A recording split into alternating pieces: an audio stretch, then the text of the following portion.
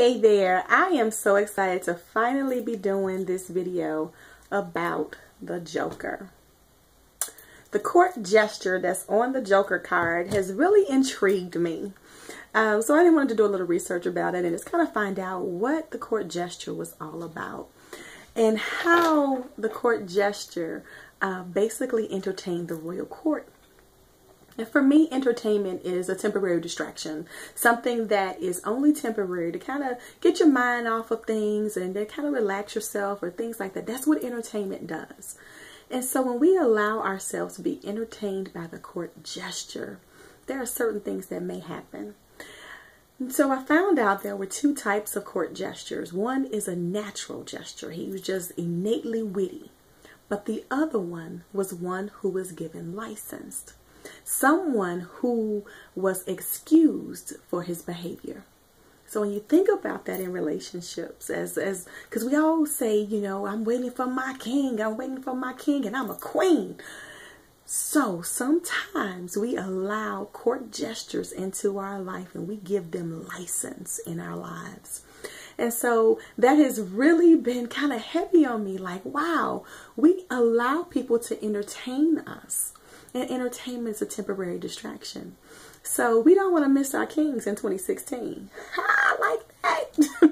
We don't want to miss our kings in 2016. So definitely being intentional in our listening, in our watching, just being intentional as women so that we don't miss our kings in 2016. Being entertained by the court gesture, you allow yourself to be entangled. You allow yourself to be manipulated, because what the court gesture does is he entertains. So there may be some acrobats, there may be some juggling, there may be some just all types of things that the court gesture really was skilled to do. They were skilled in many things, juggling being one of them. To me, that's kind of inconsistency. Or an individual who juggles things allows the illusion of progression, when really, in essence, you're not going anywhere. So in that relationship, he may be juggling things. He may be, you know, giving you that illusion that is progressing and is not going anywhere. When you juggle something, you're literally just kind of juggling in a circle. You know, it's kind of just going around in a circle that you're juggling something and it's not going anywhere other than that circle. So when you allow yourself to be juggled and on that emotional roller coaster or in that emotional limbo, you know, you don't want to be entangled in that. And being entangled in someone's words, oftentimes that court gesture may do something just general. Or they may use general language like someone, or I've always wanted to be married to someone, or I want to get married someday. There's nothing specific that that individual may be saying to you about the relationship that you're supposed to be in. Also just manipulative. You know, sometimes people are very manipulative, and manipulation basically is just a maneuver. They are using their influence intentionally to maneuver certain things. And so there may be some changes that that individual may be trying to make, or just that control factor. To me, it's all about being entertained by an individual who is distracting you from your purpose and your destiny. And when you allow that individual to entertain you, you're being distracted. And so for me personally, I have come to that place in my life where I am awaiting the individual who is purposed for me, who has been prepared, who is anointed to be with me.